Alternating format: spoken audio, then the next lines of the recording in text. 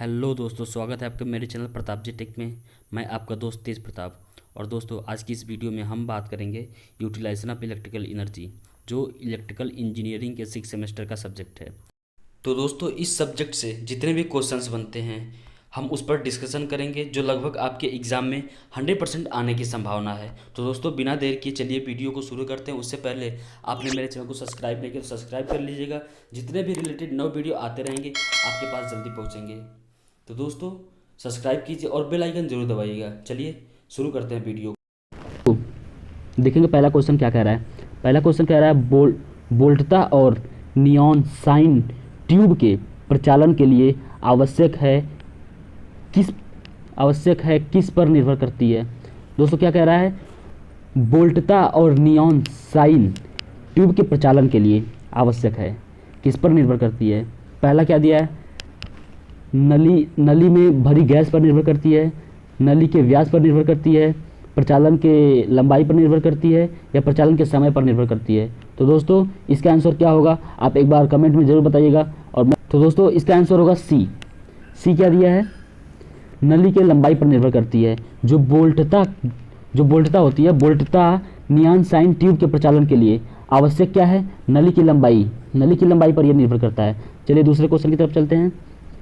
दूसरा क्वेश्चन कह रहा है, प्रकाश का रंग जो नियॉन साइन ट्यूब द्वारा उत्पन्न होता है किस पर निर्भर करता है। इसमें पहला आंसर क्या दिया है, नली के प्रचालन के समय पर, दूसरा नली के तापमान पर, नली में भरी गई गैस पर, नली में प्रवाहित होने वाली धारा पर। तो दोस्तों, इसका आंसर होगा सी। क्या दिया है, नली में भरी गई गैस पर। प्रकाश का रंग जो नियॉन साइन ट्यूब द्वारा उत्पन्न होता है वह नली में भरी गई गैस पर निर्भर करता है। ठीक है दोस्तों, चलिए तीसरा क्वेश्चन देखते हैं। तीसरा क्वेश्चन क्या कह रहा है। तीसरा क्वेश्चन कह रहा है, उस लैंप का तुरंत बाद कर देंगे जो जल्दी जलता बुझता है, क्यों। पहला क्या दिया है, वोल्टता वृद्धि के कारण दूसरे लैंप भी खराब हो सकते हैं, पावर फैक्टर घटता है, चोक अथवा स्टार्टर खराब हो जाएगा, दीप के तंतु फूक जाएंगे। इसका आंसर क्या होगा, डी। दीप के तंतु फूक जाएंगे। जब हम लैंप को जल्दी ऑन ऑफ करेंगे तो हो सकता है कि जो तंतु होता है, मतलब कि उस पर जो फिलामेंट होता है वो खराब हो जाएगा, जल जाएगा। चलिए चौथा क्वेश्चन देखते हैं। चौथा क्वेश्चन क्या कह रहा है, क्या होगा अगर एक प्रदीप्त लैंप की चोक कुंडली शॉर्ट सर्किट हो जाएगी। जब किसी प्रदीप्त लैंप की चोक की कुंडली शॉर्ट सर्किट हो जाएगी तो क्या होगा। तो देखिए, पहला क्या है, लैंप को पुनः चालू करने पर उसका तंतु फूक जाएगा, उसका रंग बदल जाएगा, लैंप कम प्रकाश देगा, उसकी दक्षता बढ़ जाएगी। तो दोस्तों, इसका आंसर होगा ए। क्या दिया है, ए दिया है, लैंप को पुनः चालू करने पर उसका तंतु फूक जाएगा। ठीक है दोस्तों, पांचवें क्वेश्चन को देखेंगे क्या कह रहा है। पांचवा क्वेश्चन कह रहा है, लैंप होल्डर जो एडिशन स्क्रू प्रकार का है के बाहर चूड़ीदार संपर्क को हमेशा किससे जोड़ना चाहिए। पहला आंसर क्या है, सर्किट के न्यूट्रल तार से, सर्किट के अर्थ तार से, किसी से भी नहीं, या सर्किट के फेज तार से। तो इसका पांचवे का आंसर क्या हो जाएगा,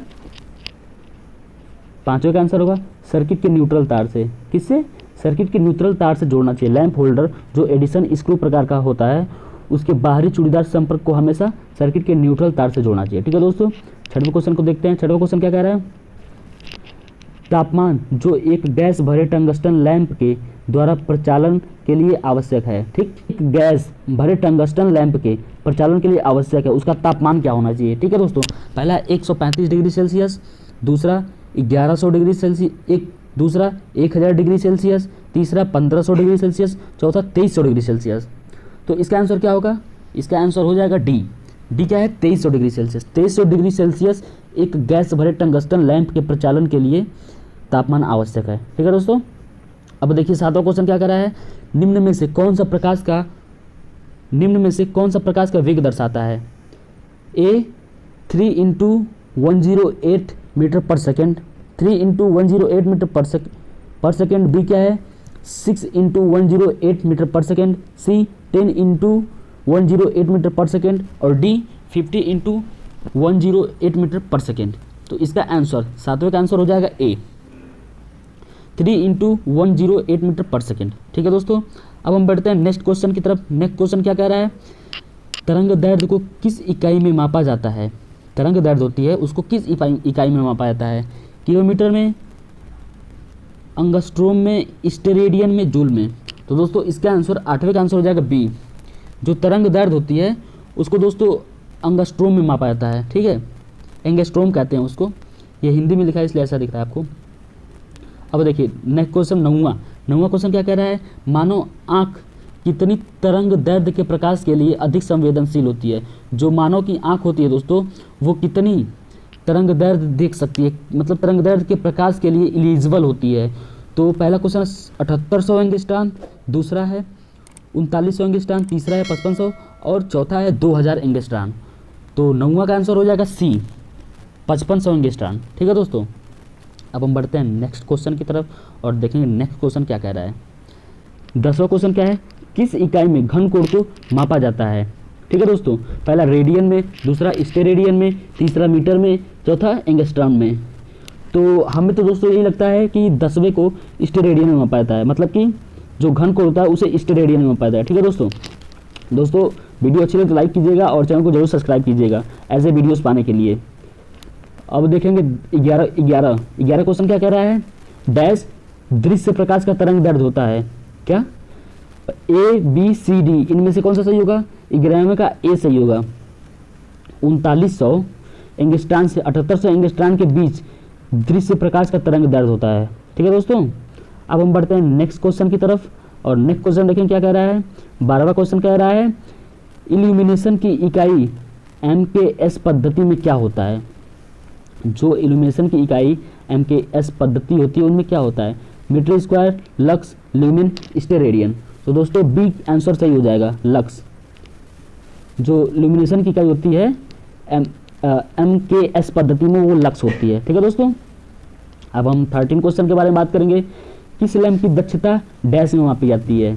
इसका आंसर क्या हो जाएगा, ए होगा कैंडल पावर पर वाट, ल्यूमेन पावर पर वाट, लक्स पावर पर वाट, मीटर सेकेंड पावर पर वाट, मीटर पर सेकेंड। तो इसमें कौन सा आंसर सही हो जाएगा 13 का, बी आंसर सही हो जाएगा, ल्यूमेन पर वाट। ठीक है दोस्तों, अब बढ़ते हैं हम 14 क्वेश्चन की तरफ। 14 क्वेश्चन क्या कह रहा है, स्टेरेडियन की संख्या अर्धव्यास के गोले में कितनी होती है। जो स्टेरेडियन होता है उसकी संख्या अर्धव्यास के गोले में कितनी होती है, पाई स्टेरेडियन, 4 पाई स्टेरेडियन, 6 पाई स्टेरेडियन, 3 पाई स्टेरेडियन। तो दोस्तों 14 का आंसर हो जाएगा बी, 4 पाई स्टेरेडियन। जो स्टेरेडियन की संख्या होती है वो अर्धव्यास के गोले में 4 पाई स्टेरेडियन होता है। ठीक है दोस्तों, अब हम चलिए बढ़ते हैं दूसरे क्वेश्चन की तरफ। 15 क्वेश्चन क्या कह रहा है, किस इकाई में इल्यूमिनेशन की तीव्रता मापी जाती है, lux per steradian, metre per steradian, lumen per steradian, lumen. तो दोस्तों 15 का आंसर हो जाएगा सी, ल्यूमेन पर स्टेरेडियन।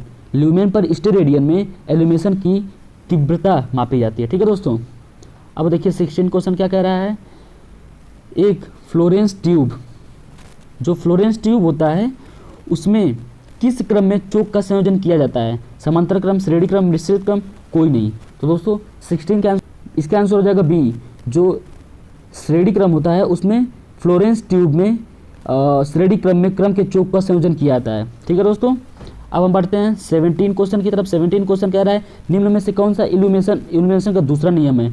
तो इसमें ए है वर्ग का व्युत्क्रम, बी है आकर्षण का नियम, सी है लैम्प बर्ट का कोसाइन नियम और डी है ओम का नियम। तो दोस्तों 17 का आंसर हो जाएगा सी, लैम्बर्ट का कोसाइन नियम। जो इल्यूमिनेशन का दूसरा नियम है वो लैम्बर्ट का कोसाइन नियम है। ठीक है दोस्तों, अब देखिए 18 क्वेश्चन क्या कह रहा है। 18 क्वेश्चन कह रहा है कि क्या कारण है कि ताप दीप्त लैंप में वायु रहित कांच के बल्ब का प्रयोग किया जाता है। जो ताप दीप्त लैंप में वायु रहित कांच के बल्ब का प्रयोग क्यों किया जाता है, तो ये कह रहा है यह धारा का संवहन रोकता है, यह फिलामेंट पदार्थ का ऑक्सीकरण होने से बचाता है, यह विकिरण द्वारा तापमान के कम होने को रोकता है। तो दोस्तों इसका सारा आंसर सही हो जाएगा। तो इसका डी सही होगा, डी दोस्तों यहाँ पे दिया है। ठीक, यानी कि हम इसको डी पे लगा देंगे, यानी कि हम डी पे लगा दें उपरोक्त सभी। तो इसका आंसर 18 का आंसर सारा हो जाएगा। ठीक है दोस्तों, अब चलिए हम 19 क्वेश्चन को देखते हैं। 19 क्वेश्चन क्या कह रहा है, क्या कारण है कि ताप दीप्त लैंपों में फिलामेंट के टंगस्टन का उपयोग किया जाता है। जो ताप दीप्त लैंप होता है उसमें फिलामेंट के टंगस्टन का यूज़ क्यों किया जाता है। पहला आंसर है इनमें कंपन को सहन करने के लिए पर्याप्त यांत्रिक समर्थन होता है, इसका गलनांक उच्च होता है, या बहुत सस्ता होता है, और मतलब ए और बी दोनों सही है। दोस्तों इसका आंसर हो जाएगा ए और बी दोनों सही है, मतलब इनमें कंपन को सहने के लिए पर्याप्त यांत्रिक समर्थन होता है और बी इसमें गलनांक उच्च होता है। ठीक है दोस्तों, अब हम चलते हैं नेक्स्ट क्वेश्चन 20 क्वेश्चन की तरफ। तो 20वां क्वेश्चन क्या कह रहा है, किस कारणवश लैंप के फिलामेंट के लिए कार्बन का प्रयोग नहीं किया जाता है। मतलब कि वो कौन सा कारण है जिस कारण फिलामेंट में कार्बन का प्रयोग नहीं होता है। यह बहुत महंगा होता है, इसका तापमान गुणांक ऋणात्मक होता है, यह उच्च तापमान पर विघटित हो जाता है और लैंप की आंतरिक सहन को काला कर देता है। तो दोस्तों इसका आंसर क्या हो जाएगा, इसका आंसर भी डी हो जाएगा। इसका तापमान गुणांक ऋणात्मक होता है और यह उच्च तापमान पर विघटित हो जाता है और लैंप को आंतरिक सतह को काला कर देता है। ठीक है दोस्तों, तो आशा करता हूं कि आपको ये क्वेश्चन समझ में आए होंगे। और दोस्तों इसी तरह के क्वेश्चंस पाने के लिए मेरे चैनल को सब्सक्राइब कर लीजिएगा और बेल आइकन जरूर दबाइएगा कि मैं वीडियो डालूं तो तुरंत आपके पास पहुंच जाए। और अपने दोस्तों के साथ शेयर कीजिए, लाइक कीजिए। थैंक यू, जय हिंद।